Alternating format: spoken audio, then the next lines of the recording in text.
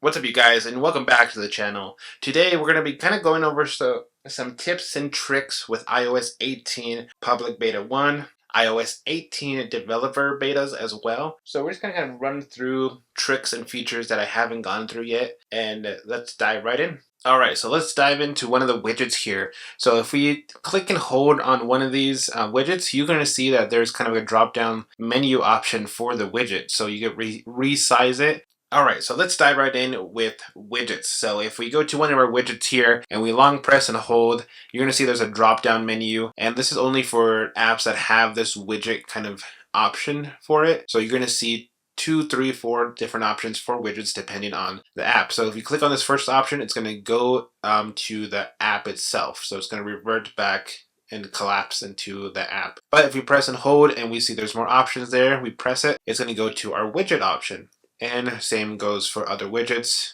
If you close here, we go to the clock app, press there, it'll go back to the normal widget. But with rearranging that or changing it, it does kind of move your apps around. So just make sure you want to adjust it in where you want to put them. I actually like it just like that. So those are widgets. So now a lot of the users have been requesting this feature. Now we could lock an app and hide an app. So let's go through that. So press and hold here. It gives you a menu where it says require Face ID. So if we tap on that, here it shows you required Face ID for Snapchat. This app will require Face ID or your password to open or show content in this other apps. Contain will not appear in your notification, previews, or spotlight.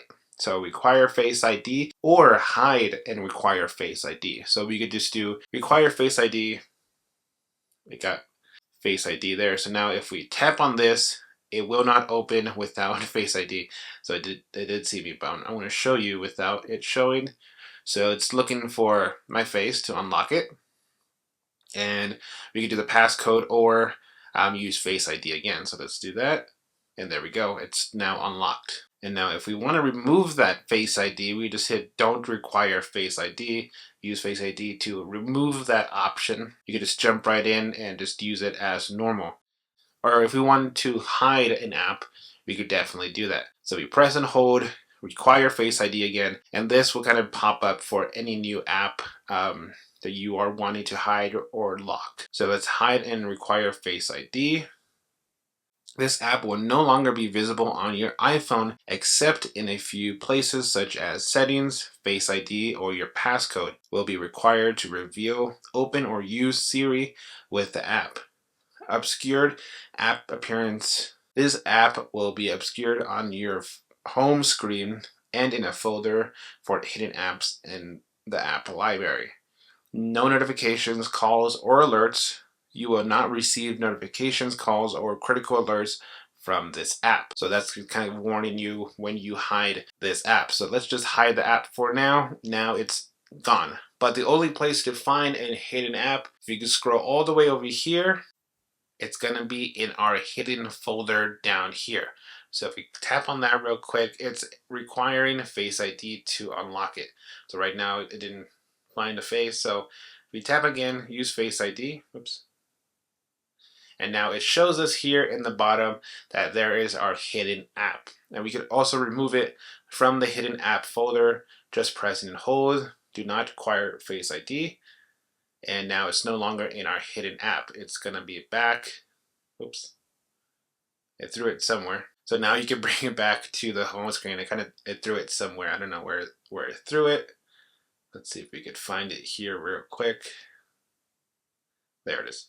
So just press and hold on that, and we'll just bring it back to our main homepage where I have it normally. So there it is. That is the Face ID lock apps and hide apps with Face ID. So if we go to the calendar app here, we have different view sizes now. So let's open this guy up. So you see you have different events in your calendar, those little dots there.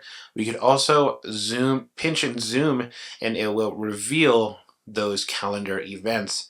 And you just pinch more, zoom to see more information about that event. You could pinch out and bring it back to normal. I would prefer this way because it actually gives me a list of different events that I have coming up. So there is some notice of Apple's intelligence kind of rolling out slowly to a lot of devices. So if we open the Safari, and you'll see down here, whoops, down here in the corner, you're gonna see kind of like an AI, not AI, sorry, a kind of reader information. So let's actually open up an actual article to show you that. So see, now it gives you this option here to read the article. So if we press on that and then show reader, kind of breaks down and gives you a better, kind of takes away all the distractions and gives it to you in a nice, elegant, a nice reading view for you. So that's very nice too. So if you press and hold on that, you can actually change the different app options for reading. So if we tap on this, it changes the background color. It just depending on how your eyes adjust or how you prefer the color. I prefer black, and we can also change like the font color. So we do New York. We just change the font color, font Roman. So that's pretty cool. That's pretty cool there. And you can also listen to the page if you prefer not reading it. So we hit listen. Here are the best new notes features for iOS and iPadOS 18 video. Fernando Silva. Now that the iOS and iPadOS 18 software are in public beta.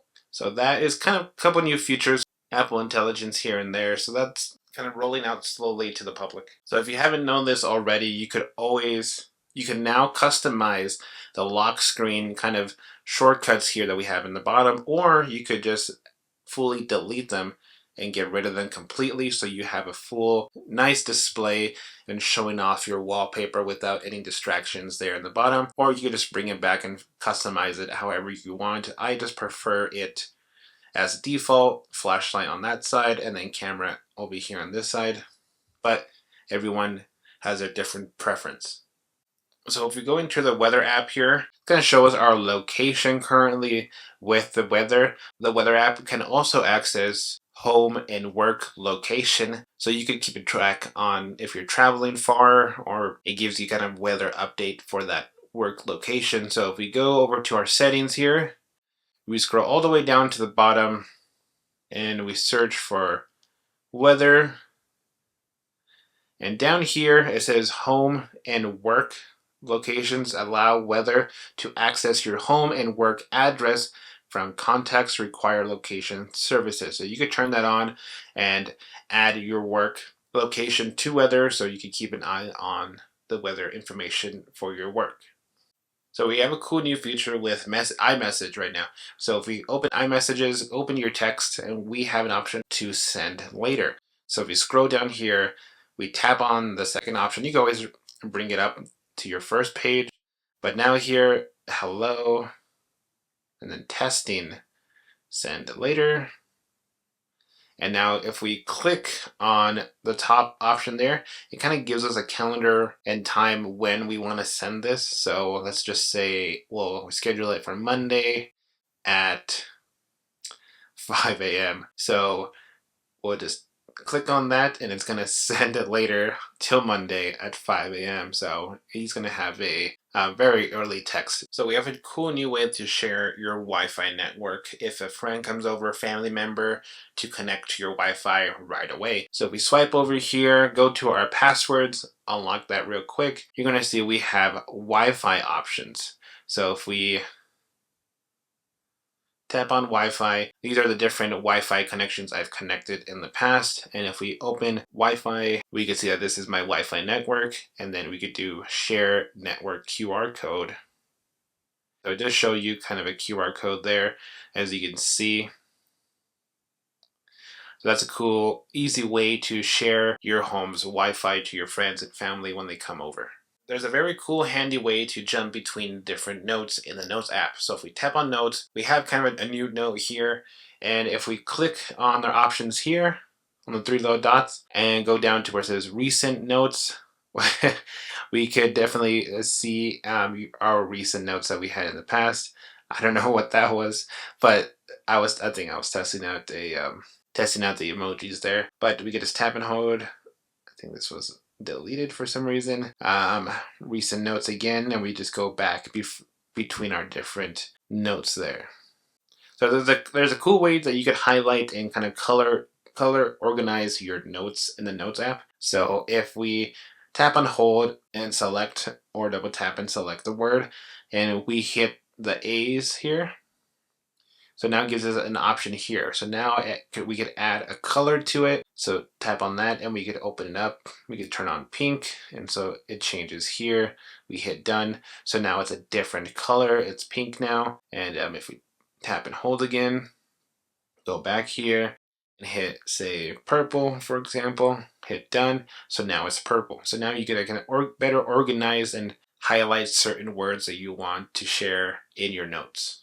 So it's a very cool option that if you're in class, say for example, or doing an interview, you can now record your conversations in the Notes app, and it also will transcribe. So if we tap on this here and record audio, so now it just brings up the recording app. Now we could also turn on transcribe. So while we start recording here, it's going to transcribe and just write down everything that it's listening to in this recording. And we can always pause and then resume recording. And that's a pretty cool feature. Say if you're in a classroom, you could definitely take notes with this and then just transcribe everything. And it'll actually, that's pretty cool. I just noticed that nicely write correctly and kind of space out different sentences or paragraphs in this notes. So there's a very cool feature that I absolutely love that I wish they brought a long time ago with the calculator app. If we see here, this is a cool new layout, and now a lot of cool new features with this. So if we open this option up, we have different ways to use the calculator as basic, scientific, or math notes, and or convert to. So if we turn on convert, you could put the dollar amount that you want, say like $500. It'll convert it and update it in real time with the current currency. Basically use the calculator app now anywhere in the system. So it'd be 50 and then equals. So now it just solves it there in the Notes app for us. So I know there's a lot of people just like me that get kind of motion sickness while in the car, using your phone in the car. If we turn on vehicle motion cues, if we go to our settings, accessibilities, motion, and vehicle motion cues, we tap on that, it's going to bring us to this option here. Basically, dots appear near to the edge of the iPhone screen. They follow a movement of the vehicle and may help reduce motion sickness. You can turn them on and off in Control Center as well. So for example, if we turn it on here, now it'll automatically detect vehicles as well. And if we hit learn more, it kind of breaks down all the information that you'll get, and it shows you how the dots will move when it's detected any vehicle movement. So if you guys haven't yet already used the new flashlight, if you turn on the flashlight, it gives us kind of a very cool animation here. So you could pull up and down for the beam strength, as you can see there in the background. There we go. And also the beam's kind of width to it. So it's pretty cool animation there. So you could definitely change it. Very more interactive animation than the previous one that we had before. So that's kind of pretty cool. I don't know, I prefer this animation. And it's a bigger kind of like animation display as well than what we had. It was kind of like this size basically. But if it does disappear on you, you always just press and hold and it comes back, and you could just change the width brightness as well. So let me just show you here. You just darken it, brighten it up, and also the width. That's pretty cool there. So that is the cool flashlight feature. So that's pretty much it, you guys. That's kind of a quick rundown of kind of tips and tricks that you haven't seen already, and or just downloaded the public beta. I hope this video was very helpful. If you did enjoy it, hit the like button down below. Subscribe if you haven't yet already, and I'll also leave a link in the description with this cool wallpaper I did find. So this is very cool. Like I said, thank you guys so much for watching, and I'll see you guys in the next video. Peace.